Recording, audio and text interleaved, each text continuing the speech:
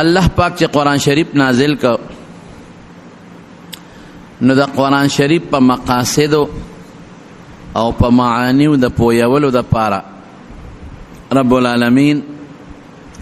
د پیغمبر علیه السلام خبره او د حضور پاک افعال کارونه دا دلیل کړل. ځکه قرآن شریف مونږ ته رسول الله مبارک را رسول دی، مونږ خدای نه دی لیدلی او نه الله پاک په لاس کې مونږ له قرآن را کړی دی. دا قرآن شریف که مونږ پیژندلی دی دا مونږ د رسول الله مبارک په مخ او د هغه په برکت پیژندلی. دا خو هغه صحابو ته ویلی دی چې دا الله قرآن دی. دا خو هغوی صحابو ته فرمایلی دی چې دا زه کومې خبرې درته کوم دا وحی جلی په شکل کې دا مال جبریل علیه السلام راوړي او دا د خدای پاک خبرې دي. نو هغه وحی د قرآن شریف په شکل کې چې حضور پاک صحابو ته ښوولې ده او امت ته رسېدلې ده، د هغې په معنا باندې رسول الله مبارک خپل صحابه پې کړي دي. ځکه د قرآن شریف په معنا بې د پیغمبر علیه السلام د تعلیم نه پوهېدل ګران دي او زه به تاسو له د هغې یو څو مثالونه درکړم. لکه قرآن شریف کې الله پاک فرمای اقیم الصلاة، نو موږ د دې معنا کو دا د ټول امت اجماع ده، صحابه تابعین تر اوسه پورې ټول خلک د دې دا معنا کوي چې پابندۍ سره مونځ وکړي. هلکه صلات څه ته وایي؟ مونځ ته وایي. آتو زکات او زکات ورکې، لیکن په ټول قرآن شریف کې ته د اول نه اخره پورې ولټئ نو د مونځ چل د مونځ کیفیت دا په قرآن شریف کې نشته. دا قرآن شریف کې نشته چې د مازدیګر 4 رکعاته دي. دا په قرآن شریف کې نشته چې د ماښام 3 رکعاته دي. دا په قرآن شریف کې نشته چې د سار 2 دي او د ماسپښین 4 رکعاته فرض دي. دا په قرآن شریف کې نشته چې په یو رکعت کې یو رکوع ده او 2 سجدې دي. دا په قرآن شریف کې نشته چې دا ډک رکعتونه دي او دا تش رکعتونه دي. دا په قرآن شریف کې نشته چې دا اوله قاعده ده او دا آخره قاعده ده. دا نشته په قرآن شریف کې. نو د مونځ دا طریقه دا مونږ ته نبی کریم صلی الله علیه وسلم ښوولې ده او هغه د حضور پاک زمانې نه ونیسه تر اوسه پورې د خلکو عمل پې شروع دی. که هغه شافیان دي او که هغه د مالک صاحب په مذهب دي او که هغه د نورو ډلو سره تعلق لري، ټول د مونځ دا چل چې دا مونځ کوي نو دا چل قرآن شریف نه دی ښوولی، دا حضور پاک مبارک ښوولی. آتو زکات زکات ورکې، اوس زکات به څونه ورکې په څومره پیسو کې، دا په قرآن شریف کې نشته. او په اوښانو کې به څومره زکات ورکې او په ګډو چیلو کې به څومره زکات ورکې او په سپینو زرو کې به څومره ورکې او په سرو زرو کې به څومره زکات ورکې او دا به کله ورکې، دا په قرآن شریف کې نشته. دا ټول تفصیلات د زکات دا مونږ ته نبی کریم صلی الله علیه وسلم مبارک ښودلی. او بیا وی اتم الصیام الی اللیل، روجه ونیسئ. ښه دا روجه څه ته وایي؟ روجه کې به د کم څیز نه پرهیز کوم، ډوډۍ به نه خورم او اوبه به نه څکم، د خواهشاتو نه به ځان نه ساتم. دا ټولې خبرې قرآن شریف کې نشته. په دې مونږ چا پوه کړی یو؟ نبی کریم صلی الله علیه وسلم. نو چې دا حضور پاک مونږ په کومو څیزونو پوه کړي یو هغې ته حدیث وایي. پته ولګېده چې بغیر د حدیث نه د قرآن په معنا مونږ نه پوهېږو. پته ولګېده چې بغیر د حدیث نه مونږ د مانځه په معنا او په چل نه پوهېږو. بغیر د حدیث نه د حضور پاک مونږ د زکات د ورکولو په چل نه پوهېږو. بغیر د حدیث نه مونږ د روجې په نیولو په چل نه پوهېږو. دا ټول مونږ ته حضور پاک ښوولي دي او دا چې په کومو څیزونه یې ښوولي دي هغې ته حدیث وایي او مونږ ورته حدیث وایو. او الله قرآن شریف کې یو ځل نه بار بار فرمایي چې اطیع الله و اطیع الرسول، زمام تابعداري وکړئ او زما د دې پیغمبرم تابعداري وکړئ. که د دې پیغمبر تابعداري تاسو نه کړه نو تاسو د مونځ په چل بې د هغه نه پوهېږئ، د زکات په چل بې د هغه نه پوهېږئ، د روجو په چل بې د هغه نه پوهېږئ، حلال او حرام بغیر د هغه نه پېژنئ. نشه پیجندلې. نو بار بار الله وی اطیعوا الرسول د حضور پاک تابعداریو کې. ولکم فی رسول الله اسوه حسنه، تاسو لما رسول الله مبارک یو ښکلې نمونه را لېږلې ده. نو بازار ته خلک ټوکړه وړي وی دا نمونه ټوکړه راکا. نو که په بناوټ کې فرق وي نه مړه ما چې راوړې دا خو داسې نه ده.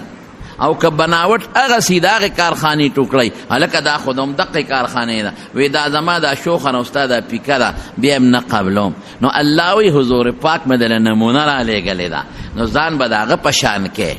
د هغه د خبرو تابعداري به کې. ګوره پته ولګېده چې د رسول الله مبارک د خبرو د هغه د افعالو تقاریرو د هغه د احادیثو تابعداري دا په موږ لازمه ده. او الله فرمایي قرآن شریف کې وانزلنا الیک الذکر لتبین للناس ما نزل الیهم، وی ما تاسو ته قرآن شریف نازل کړی دی خو د قرآن شریف په مقصد به تاسو حضور پاک پوهیئ. نو چې په کومو څیزونو مونږ پیغمبر علیه السلام پوهیئ هغې ته مبارک احادیث ویلی کېږي. نو مونږ قرآن بغیر د حدیث نه نه پیژنو. د قرآن په مقصد مونږ بغیر د مبارک و احادیثو نه نه پوهیږو. نو که یو سړی په قرآن ځان پوهیږي نو حدیث په مخ کې زده کوي. یو سړی وي نه مړه حدیثو ته ساجت زه قرآن کوم عمل کوم که نه، نو زه یو ترکوټې تپوس کوم چې دا قرآن چې ته وایې د خدای کتاب دی تا سره څه دلیل دی؟ بس دا یو رکوټې تپوس دی کوم. که ته وایې چې قرآن د خدای کتاب دی تا سره څه دلیل دی؟ تا ته خدای ویلی چې زما کتاب دی؟ نه. تا ته فرشتو ویلی چې دا د خدای کتاب دی؟ نه. دا چا ویلی دی چې دا خدای کتاب دی؟ دا ما ته خپلو مشرانو. هغې ته چا ویلی دی؟ هغې ته خپلو عالمانو. هغې ته چا ویلی دی؟ هغې ته صحابو ته چا ویلی دی؟ حضور پاک. نو چې دا پیغمبر مبارک وی چې دا خدای کتاب دی دا حدیث شو که دا د پیغمبر خبره حدیث دی. ډېر خلک دی په دې زمانه کې چې هغه حدیث نه مني. مونږ حدیث نه منو. هلکه لنډ قرآن مني او تا ته چا ویلی دی؟ ما ته رسول الله مبارک ویلی دی. نو چې دا پیغمبر وي د خدای قرآن دی دقې ته حدیث وی. دا پیغمبر دی ټکي ته دی خبرو ته حدیث وی. نو الحمدلله د دې احادیثو ډېر لوی خدمت شوی دی. صحابه کرامو دا احادیث ته پیغمبر علیه السلام نه راواغېشتل او خپلو شاګردانو ته رسول چې هغې ته تابعین وی. نو نن د یو محدث واقع درته بیانو چې هغه به غالبا ماشومان هم هغه نوم به ورځي او عامو خلکو له به هم دغه نوم ورځي او عالمانو ته هم نوم مشهور دی چې هغه ته ویل کېږي حضرت ابو هریره رضی الله تعالی عنه. دا هغه کس دی چې د پیغمبر علیه السلام د مبارک و احادیثو ډېر لوی خدمت یې کړی. د رسول الله مبارک نه ډېر احادیث راغشتې دي او امت ته رسولی دي چې کم وسره خو ډېره خو چې امت ته رسېدلي دي او موږ ته را رسېدلي دي هغه 5304 دي. 5374 د 5304 او یا احادیث د رسول الله مبارک نه را زده کړل او د امت ته رسولی دی. و د کوم ځای دی؟ د یمن د علاقې و یمن اوس هم ورته یمن وایي د یمنو. او په یمن کې یو قام دی یو علاقه د هغې ته دوس وایي. دی د دوس د علاقې دی وجې نه ابو هریره دوسي ورته وایي. دی خدای په یمن کې مسلمان کړی. د چا د برکت ته مسلمانو؟ د کلي یو کسو طفیل ابن عمر دوسي هغه راغلی و مکې مکرمې ته او دا هغه وخت چې حضور پاک له په مکه مکرمه کې نو د مکې خلکو به د نبي علیه السلام خلاف پراپګنډې کولې او چې د بار نه به څوک رالل حج له یا عمرې له نو هغې به یې باقاعده پویول چې ګورې دلته یو هلک دی او هغه ګورې داسې خبرې کوي چې هغه به ستاسو تبی راولي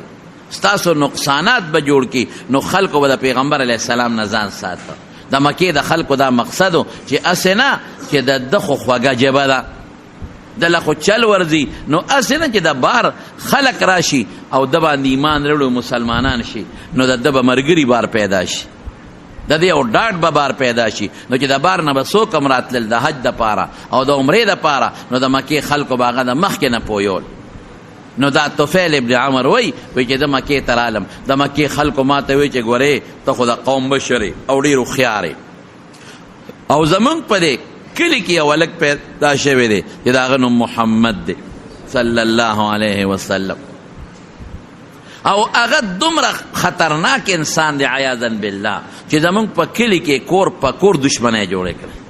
پلار د زوی سره په جګړه، رور د رور سره په جګړه، ښځه د خاوند سره په جګړه، خاوند د ښځې سره په جګړه. ډېر لوی جادو دی ورسره او ډېر زیات د ژبې نه خوږ دی او داسې جادوګر دی چې که د ده خبره تا واورېده په تا به هم دا اثر کړي او که په ته اثر وکړو نو ښځې سره به په جګړه وي، زامنو سره به په جګړه وي، رونو سره به په جګړه وي، ټول قوم کې به په جګړه وي. موږ له لوی کار کتلی دی، زموږ خدایانو پسې کنځل کوي. زمونږ زور دین چې دی هغې ته سپکې سپورې وی. نو طفیل ابن عمر وی دونه زه د حضور پاک نه ویرولم چې ما به د پیغمبر علیه السلام نه ځان ساته او دونه ویرولم چې زه به مکې مکرمې کې ګرځېدم او یا بیت الله له به راتلم نو ما به په غوږونو کې مالوچ اچول. ما وی هسې نه چې ته هوا او باد د خبرې دماغ غوږ لره ونه رسوي، زما به خیال نی او رده خبره به زما د غوږ لره ورسي نو واقعي را باندې جادو نه کي، واقعي زما د ښځو د بچو سره او د قوم سره روانه جوړه نه کي. دا مې وی بس سوچو. یو ځل حضور پاک د بیت الله سره خوا کې مونځ کاو، وی ما ته دې اړوې چې طفیله دا خلک خو تا ته وی په ده خو تا په ده بدګمانه کړې، خو زه خو هوښیار سړی قمقل خو نه او د شاعر مو، زه خو شاعر یم، زه خو په دنیا ګرځېدلی یم، ما ته خو د قوم خلک خپل مشر وی. نو زه دا خلک ما ولې دوکه کوي، زه لیونی خو نه یم، ورېږه دا خبرې اورم چې دې څه وی. نو که غلطي په غلطه زه پوهېږم، زه ماشوم نه یم، لیونی نه یم، او که ښه وي هم به پوه شم. هسې نه چې د دې کلیوالو هسې د سره روانئ او خلک پې بدګمانه کوي.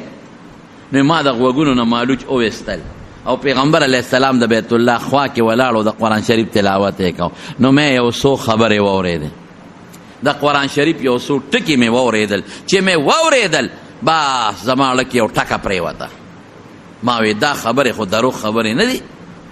زه خو شاعر یم، شاعران شعرونه پیژني، دا خو شعر نه دی، دا خو جادو نه دی، دا خو کهانت نه دی، دا خو علم نجوم نه دی، دا خو ډېرې هوښیارې خبرې دي،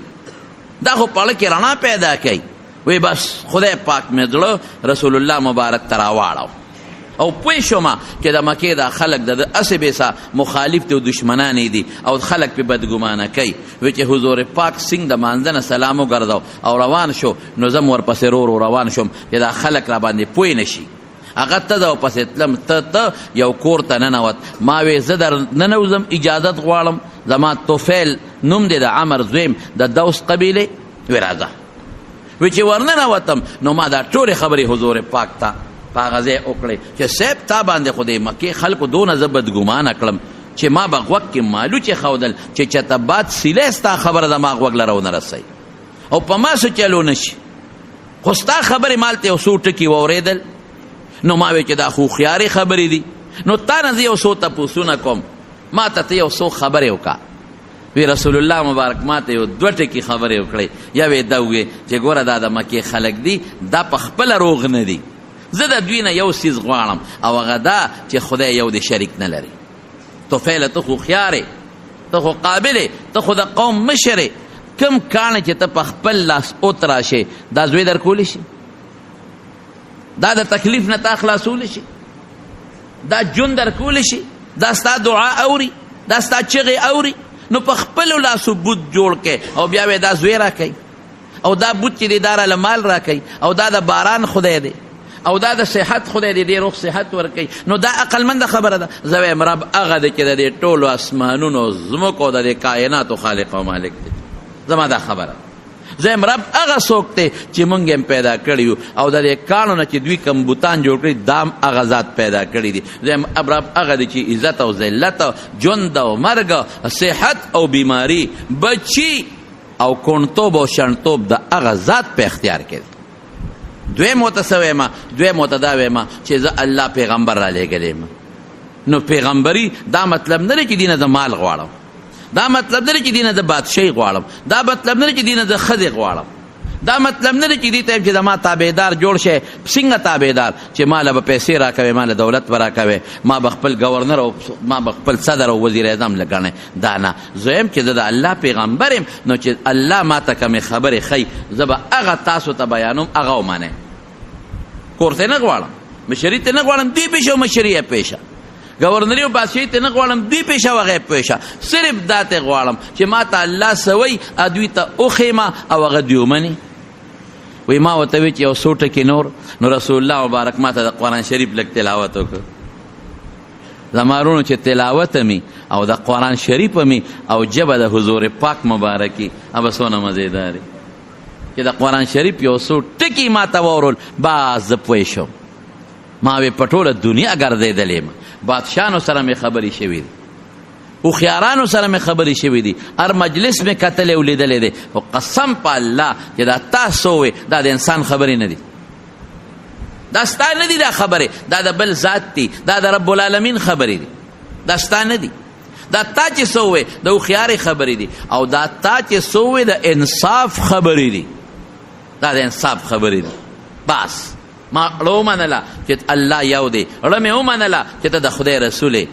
ما مسلمان کا په خپل دین مې کا کلمه شهادت راته وخو او الله طفیل ابن عمرو دوسی مسلمان او ما ته وی زه خپل علاقې ته دې وخت کې د مکې خلک زما د ملګرو سخت دشمني کوي زه خپل کلي ته او انشاءالله یو وخت کې به الله زما د دین اوچت کې او غالب به کړي نو چې کله زما د دین اوچت او غالب شو بیا راځه ما ورته وی د الله رسوله زه خپل قوم ته ځم اوس به قوم ته دعوت ورکوم یو نښه راته وښایه زه خو بې نښې مسلمان شوم خو یو نښه راته وښایه که ما ته قوم وی چې ستا څه دلیل دی او ستا څه نښه ده چې ته د هغه پیغمبر استازی او ستا پیغمبر په سچه دی یو نښه راته وښایه وی زه ته خپل کلي ته تا ته به الله ان قریب یو نښه درکړي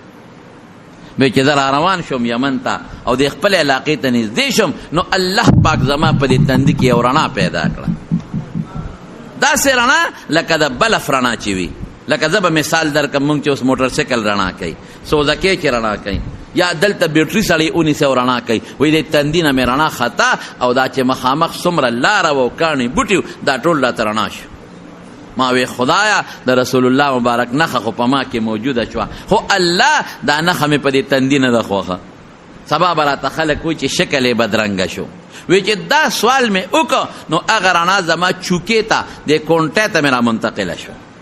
زما کونټۍ به داسې رڼا کوله لکه د بلف په شان مونږ ورته بلف وایو هغه زمانه کې بلف نو لکه د ډیوې په شان رڼا چې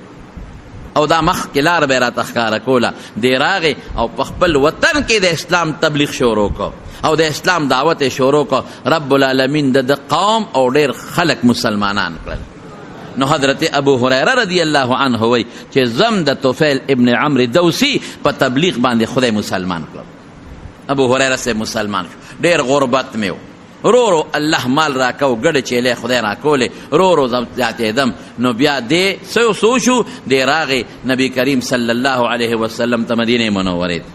او دغه طفیل ابن عمرو دوسی دونه کار وکړو چې د خپل قوم اتیا کورنۍ مسلمانان کړه رسول الله مبارک لی راوستی اتیا کورنۍ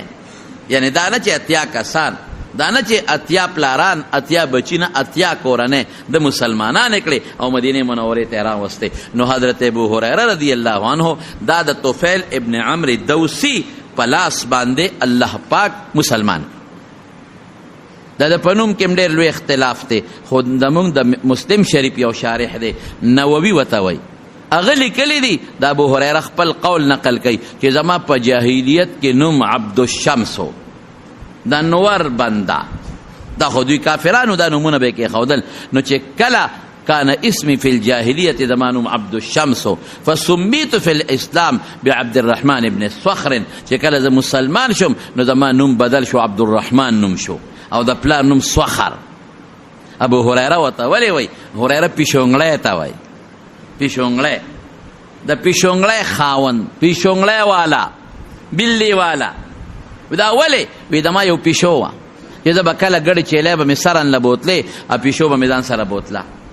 او چې دا بلده وه را سره او چې کله به زه واپس رالم خپل کور ته نو هغه پیشونګړی به مې راوسته د اونې په یو ویښ کې به مې کېنوله نو پیشو سره مې تعلق و به مې ګرځوله نو په دې وجه ما ته خلکو ابو هریره وي پیشو والا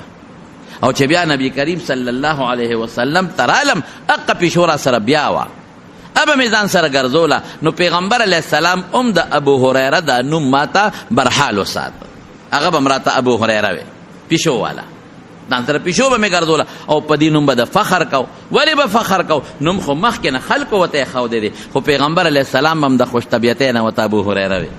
پیشنګړی والا. نو دا قانونو چې د صحابو به هغه نوم ډېر خوښ و چې کم به ورته نبي کریم صلی الله علیه وسلم. علي صاحب ته یو ځل وی ابو تراب، په خوره ملاستو نو خوره په وجود نښتې وه، نو حضور پاک مبارک ته خوره سنډله، وی قم ابا تراب، قم ابا تراب، ای خورې والا پاسه،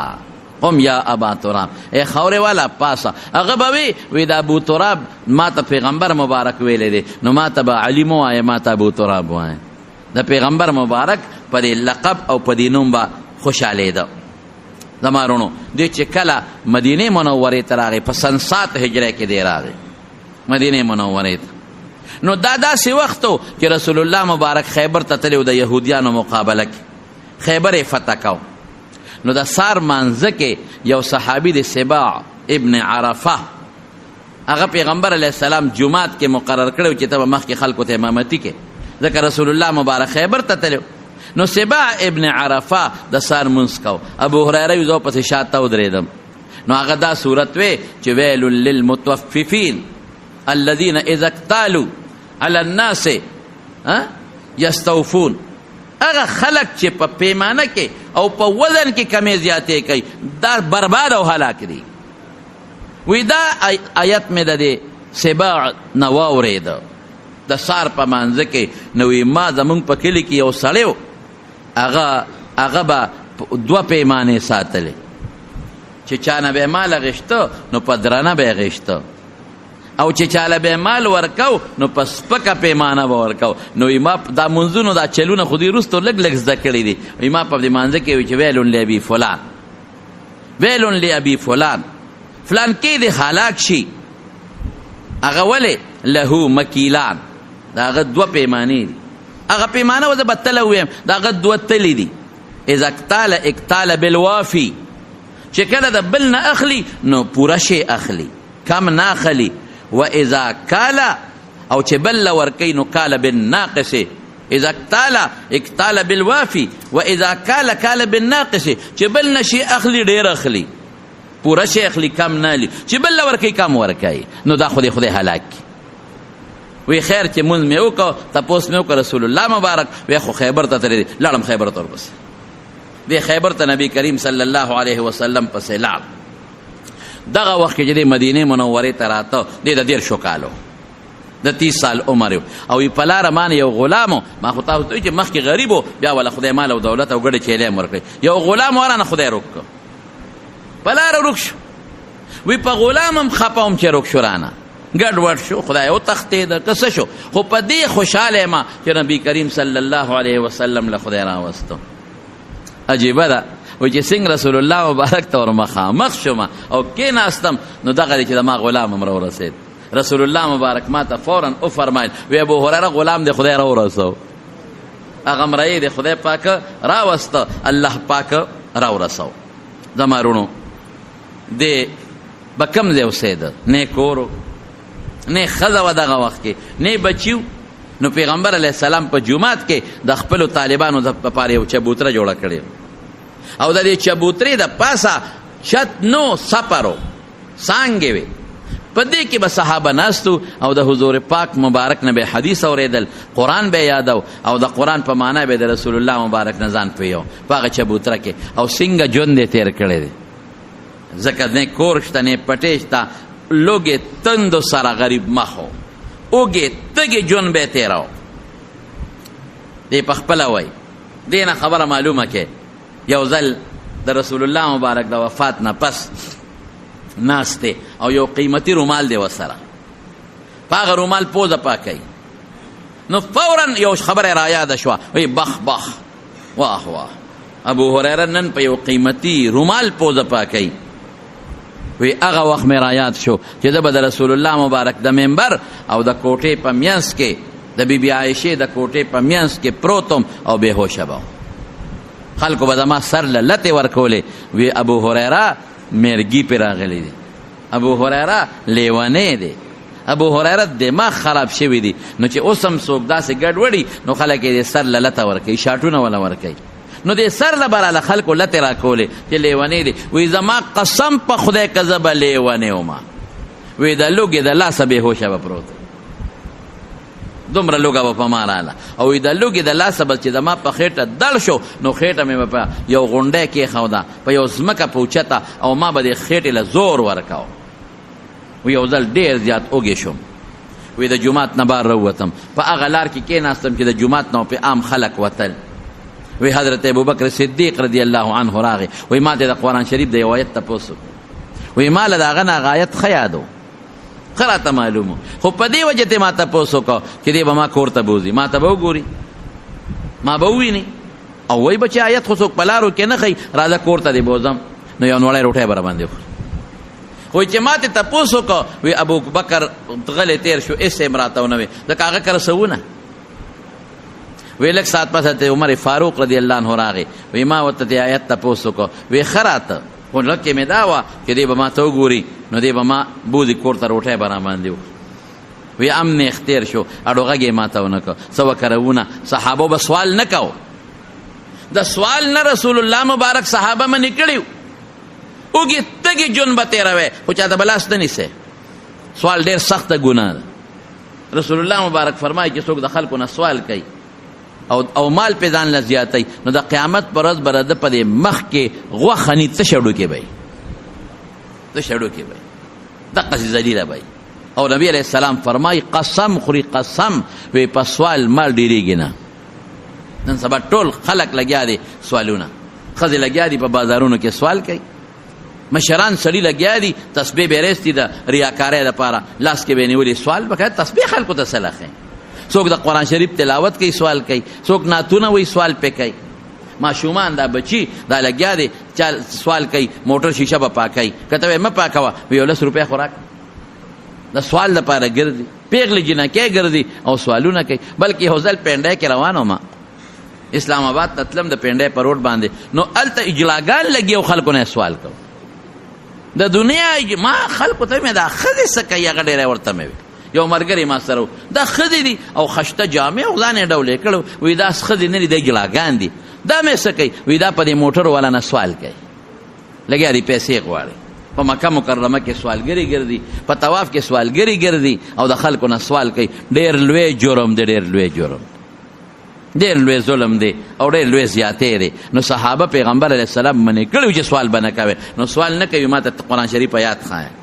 مرګري دی او که مرګري ته مرګري هم وایي چې هلکه وږې ډوډۍ راباندې وخوره دا هغه مضموم سوال نه دی دا ګناه نه ده. مرګري دی ته التماس وایي مرګري د مرګري نه غوښتي شي دوست ته ویلی شي چې هلکه یو نوړی روټۍ راباندې وخوره ورشه یو ګیلاس شربت راباندې وڅښه زه تږی یم ډېر زیاته شربت ته مې زړه شوی دی دا سوال نه دی. لیکن صحابه به داسې هم نه کول. وی دی کې نبی کریم صلی الله علیه وسلم راغی وی چې راغی زه ولیدم په خپله وی ما ته ابو هریره مې او د الله رسوله وی راځه ما پسې راځه. رسول الله مبارک مخکې زه پسې یو بیبي کره رسول الله مبارک ام المؤمنین خپلې بیبي کره ننوت چې ننوته هغې نه یې تپوس وکړه د خوراک څه شته هغې وی او ستا یو ګاونډی دله جام پی رالیږلی دی د لرګي کانډولو د لرګي کونډی ورته پخوا دې خلکو به وي یو جام پی دی یاره مې خوشحاله شو چې ځکه خیر پوره خو به پې کار ونه شي خو نیم به حضور پاک اوس کي نیم خو به ماله راکړي. وایي ما ته ورشه ابو هریره د صفې طالبانو ته اواز که زړه مې خفه شو څه مې ویلی نه شو ځکه د حضور پاک خبره منل لازمي دي. لیکن لکه ګیله من شوم چې الله رسوله وږې زه یم او دا د صفې خو او یو نه واله 300 پورې کسان دي کم از کم او یا او اخیری تعداد 300 نو دا چې راشي دا یو جام به د هغې څه شي. او د پیغمبر مبارک خوی مې راته معلومو چې څوک تقسیم کوي هغه اخر کې سکي نو ما ته پته و چې تقسیم به په ما کوي چې په ما کوي یو ګوټ پم پاتې نه شي. وی خلک ټول کېناستل وی ما ته شروع کوه وی شروع مې وکړه یو له هغه به وڅکل بل له او اواز به پکې دا کو چې په مړس کې زما چې خبره ده مړې شوه خو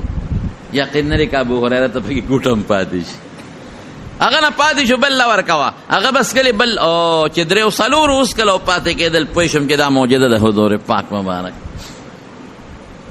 وی ټولو اوس کله اخره کې جام مې راواغېست رسول الله مبارک له مې ورکړ وی جام یې داسې په دې لاس کې ونیو وی ما ته ابو هریره یو زه پاتې یم یو ته پاتې واله اوس کا وی ما پہ خوله کېښود پی مې وسکل وی ما ته وی اشرب اسکا وی نور مې مسکل وی ما ته وی اشرب ما اسکا موړو ما خو بیا د حضور پاک د خولې خبره وه بیا مې پې خوله کېښوده نور مې مسکل وی بیا ما ته وی اشرب نوره مسکا مې وی والله لا اجد له مسلکا قسم په خدای که یو لاره شته چې پکې ور واچو وی رسول الله مبارک مسکی شو مال راکا وی نبی علیہ السلام هغه پې وسکل او جام خلاص داسې ژوند یې تېر کړی داسې د لوږې او د حضور پاک مبارک نه یو وخت نه دی جدا شوی وی مالا پیغمبر علیہ السلام یو تیلی راکړه هغې کې کجورې وي وی ما ته چې ابو هریره راړه وما خو چې کله د خوراک تړل کېږي لاس پکې منډه کجورې ترې راوباسه چې کله به زه وږي شوم لاس به مې منډه کجورې ویرستې خوړی به مې چې بل څوک به وږي لاس به مې منډه کجورې ویرستې خوړی به وی په کلونو مې د هغې نه کجورې وخوړی په کلونو ما مو خوړی په خلکو مې مو خوړی او په کومه ورځ چې حضرت عثمان رضی الله عنه شهید کېده نو هغه تیلی ما به دلته د بډې سره تړلې وه جدا کوله به مې نه چې هغه شهید کېده په کومه ورځ تیلی رانه پرېوته روکه شوه پته یې ونه لګېدل دا د رسول الله مبارک معجزه ده زمارونو د حضور پاک احادیث په یادول الله ول ډېره مضبوطه حافظه ورکړې وه بعضې خلکو په ده سوال کوه وی تا د رسول الله مبارک سره 3 نیم کاله تیر کړي او فلان کی صحابي 10 کاله پلان کی 14 کاله پلان کی 60 کاله پلان کی 30 کاله تیر کړل نو تا ته حدیث تاغوی نه زیات یاد دي دله بقار ورغی چې ما سره ځانه خو نه دی جوړ کړی یاره وایي که خدای په قرآن شریف کې یو 2 آیته دي ان الذین یکتمون ما انزلنا من البینات والهدى یو 2 آیته دي چې الله فرمایي چې کم انسان علم او دین زده کړی دی او دی هغه پټ کې او بل ته ونه ښایي دله به سخته سزا ورکوم نو که دا آیتونه نه وې که نه ما به یو حدیث هم تاسو ته نه وویل خو یریږم چې ما د پیغمبر مبارک نه اورېدلی دي او که تاسو ته ونه رسوم ما له به خدای سخته سزا راکوي بیا څه وایي وی زمارونه مهاجرین هغوی به تجارتونه کول بازارونو کې به ګرځېدل او زمارونه انصار د هغې پټي هغوی به خپلو پټو کې خدمت کو او زه چې دی ابو هریره ما به په لوږه خېټه او په یو نوړی د حضور پاک سره ناسته کوله هغوی پټو کې خدمت کوي دی په بازارونو کې خدمت کوي زما خو سوونه زه به د پیغمبر مبارک سره ناستو چې هغه به سوی ابه مې یادون وی یو ځل مې رسول الله مبارک ته شکایت وکړ چې د الله رسول تا نه خبرې اورم کله رانه یریږي یادېږي مې نه وی حضور پاک مبارک وی صادر دی وغواړه وی صادر مې خور کړ وی الفاظ یې ووې یو دم یې ووې او زما صادر کې چوپ کړ وی ما ته ځان پورې پیوس کا وی صادر مې راواغی دی سینې پورې مې اومګه وی قسم په الله که د هغې نه پس رانه یو ټکی مې هېر شوي دماغ مې مضبوط او حافظه مې قوي وه د حضور پاک په دغه دعا او په دا دم او زمونږ طالبان ورته کثیر الملازمه وایي زه هغه صحابي د پیغمبر علیه السلام سره ډېر زیات به ګرځېدم سفر کې به ورسره وم بار به ورسره وم جومات کې به ورسره وم او بار به تا پټو مټو ته زه به ورسره وم نو چې څه هغه ویلي دي هغه ما اورېدلی دي او ما د خپله سینه کې یاد کړي دی وجه نه حضرت ابو هریره رضی الله تعالی عنه د نبی کریم صلی الله علیه وسلم 5374 احادیث امت ته رسول دي یو ځل زید ابن ثابت رضی الله عنه وی یو سړي زید ابن ثابت ته وی زید ابن ثابت وی دغه یمني سړی دی ابو هریره وی داسې ناشنا خبرې کوي چې نورو صحابو ته نه دي معلومې داسې ناشنا خبرې کوي چې نورو صحابو ته نه دي معلومې زید ابن ثابت ورته څه وی وی زوم یو بل ملګری مې یو ابو هریره وی درې واړه ناستو نو موږ دعا کوله مونږ یو کس به دعا کوي نور به پې امین ووایي وی دی کې نبی کریم صلی الله علیه وسلم راغی او موږ سره کېناست رسول الله مبارک راغی موږ سره کېناست وی بس مونږ غلی شو وی چې تاسو څه کار کوه هغه وکړئ مطلب دا چې څه دعا م غوښتله وغواړئ زه به پې دله امین ووایم هو ډېر خوشحاله شو چې زمونږ دعا و د حضور پاک امین نو ما لاس اوچت که ما وی یا الله دا شی راکې دا راکې رسول الله مبارک پې امین وی بیا ابو هریره وی چې به زم یو دعا وکړم ابو هريره سونه خپل دعا کوي مې الله چې زما دې مرګرو سو غختل د قمرا کې او خدایا علم امرا را کې چې خلکو ته ورسو خدایا علم امرا را کې چې او داسې علم را کې چې را نه يرم نشي دوی چې سو غختل خدایا امرا کې او الله داسې علم را کې چې خلکو ته ورسو چې را نه يرم نشي وی رسول الله مبارک وی چې امين ورسونه ناشنا خبره وکړه مونږ خو دې دنیا غواړو مونږ دین نه غواړو مونږ خلک بچی راولي دعا وته وکا چې خدای پاکي په سکول په سبق کې کامیاب کړي خیر مونږ ته کو دا چې خدای کامیاب دوا وکا ذهن کمزور زم غني قران په یادای هم ذهن کمزور دي او نو سوسی پاره دی یاد کړ نه جی سکول وای خدایا سکول لا خو بچی راولي دین لا امر ولا کان نو زه ته زر دعا وکم زم خدای دې په سکول کې کامیاب کړي په دین کې دې خدای کامیاب بچو ته قران هم خایا علم هم خایا نه ابو هريره وی خدایا دوی چې دعا غوښتنه مال راکې او الله مال داسې علم راکې چې هغه مانه ير نشي خلکو ته مرسوم حضور پاک وی امين زید ابن ثابت چې دا دعا مې وریدا نو ما وی د الله رسول دا دعا زم کوم ایماته سبق بها ابو هريره ستانه مخ کې ابو هريره په سبقت یوړ بس هغه غوښته توس مو ابو هريره ګوره داسې خيار سړی او د حضور پاک نه علم زده کول یو ځل نبی کریم صلی الله علیه وسلم د په مخ کې ناستو دته وای ابو هريره زما خدا خیالو چې ستا په قوم په دوس قبیله کې بچته سم سړی نی استا غوند سړی په دوس قبیله کې دومره نیک سړی او دومره ښه انسان الله پیدا کړي د صفاتو کو نبی کریم صلی الله علیه وسلم دمرونو حضرت طلحه ابن عبید الله دا په 10 مبشرو کې او دا هغه کسو چې په جنگ احد کې لاس به غشو ته تورو تنیو او د پیغمبر علی السلام حفاظت په وکړو طلحه الخير وتا رسول الله مبارک ویلو هغه نام چې وسړی ته پوسو کړ یاره یو یمنی سړی دی او داسې خبرې کوي چې هغه مد د نورو صحابو نه نورو یو ټیک وای د پیغمبر علی السلام نه یو وخت نه دی جدا شوی د رسول الله مبارک نه هغه خبره اوریدلې دي چې هغه ته موږ نه دی اوریدلې او حضرت ابو ایوب انصاری رضی الله عنه او عبد الله ابن عمر رضی الله عنه اغینا هم خلکو ته پوښتنه کول ابو ایوب انصاری هغه کس چې پیغمبر علی السلام لومبه د میلمو